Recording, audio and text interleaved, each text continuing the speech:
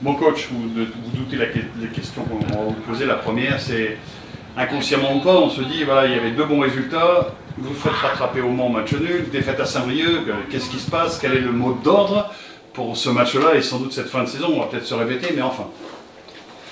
Alors c'est sûr que les 2 derniers résultats, on aurait aimé ramener plus de points, en tous les cas, de l'extérieur. On aurait pu, on ne l'a pas fait.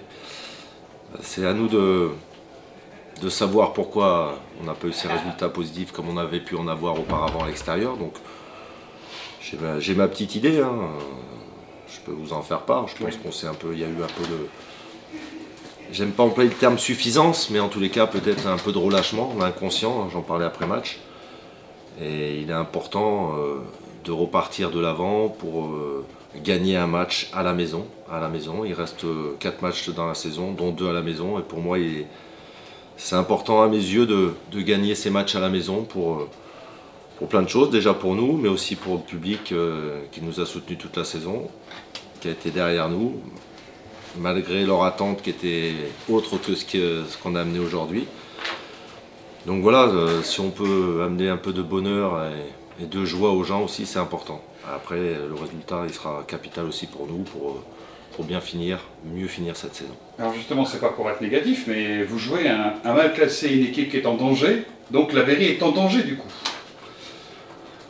Le danger, je ne vais pas employer le danger comme terme, mais par contre, il ne faut pas qu'on s'endorme sur nos lauriers, ça c'est sûr, parce qu'on pourrait être en danger à un moment donné. Donc oui, c'est important de gagner à la maison et de poursuivre et de se mettre à l'abri rapidement, parce qu'on n'est pas encore à l'abri.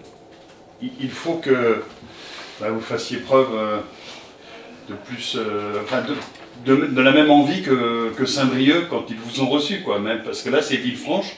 Eux, ils jouent leur peau, vous un peu aussi, mais moins. Donc il va falloir qu'ils mettent la gomme, quoi. Je pense que surtout, c'est pas comparer l'envie par rapport au match de Saint-Brieuc, c'est surtout de revenir sur ce qu'on avait mis ces derniers matchs avec beaucoup d'allant, beaucoup de détermination et beaucoup de rigueur. Si on a cette rigueur, parce que quand on voit les buts qu'on peut prendre, c'est un manque de rigueur. De l'inattention qui a été présente sur les derniers buts qu'on a pu prendre, et je mets celui du Mans aussi. Et c'est des choses qu'on ne voyait pas depuis un moment. Et là, c'est pour ça que je disais, peut-être inconsciemment on s'est relâché. Et voilà, le terme simple qu'on emploie régulièrement dans le football, il faut remettre le bleu de chauffe.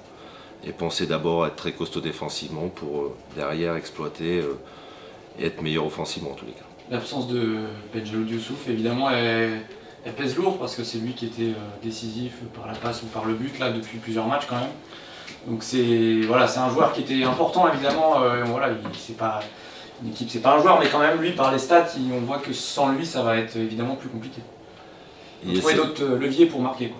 Oui, tout à fait, c'est exactement ça. Ben, du moins ces derniers temps, c'était la pointe de notre épée, hein. Et j'aime bien mettre cette image parce que c'est lui qui finissait, il y avait un travail qui était fait avant, mais c'était lui qui était là pour beaucoup finir, qui était impliqué dans beaucoup de buts, passeur ou finisseur. Donc il est vrai qu'il va falloir s'adapter avec son absence, mais je pense qu'on a les joueurs qui sont capables de prendre le relais, peut-être pas dans le même registre exactement, mais qui sont capables de prendre le même relais. Et c'est le collectif qui doit aussi s'adapter à cette absence. Je parle toujours de collectif, donc mettre en avant Ben sur ses prestations, sur ses statistiques, il le faut, et je pense qu'il est important de le souligner. Maintenant, il ne faut pas non plus penser que c'est que Ben qui a amené tous ces résultats. Je pense qu'il y avait un collectif derrière. Voilà, c'est pour ça que j'employais ce terme de pointe de notre épée.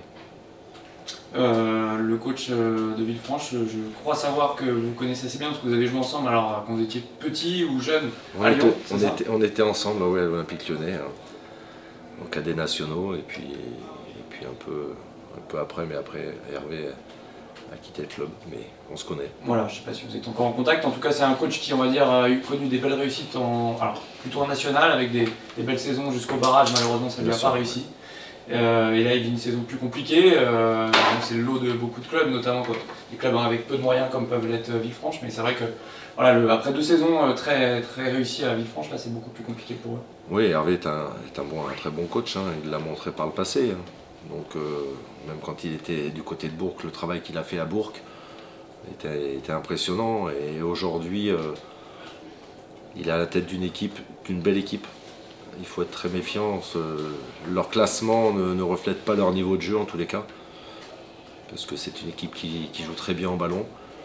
On parle souvent de Concarneau dans sa maîtrise collective, mais Villefranche n'est pas mal non plus. Alors les gens vont dire, c'est étonnant ce comparatif, mais dans le jeu, c'est très très bon. Après, ils n'ont peut-être pas la solidité que peut avoir un Concarneau, mais en tous les cas, sur le plan du jeu, c'est une belle équipe et Hervé sait faire jouer son équipe.